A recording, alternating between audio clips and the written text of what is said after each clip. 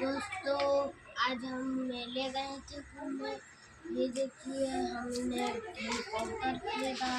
इसका एक स्टिकर उखड़ गया था, पर कोई बात नहीं, ये अच्छा चलता है। एक बार आपको हम चला के दिखाते हैं।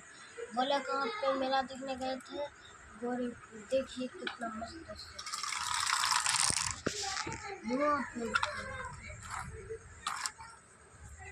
और देखिए बिना चाबी खींच लो चलता है।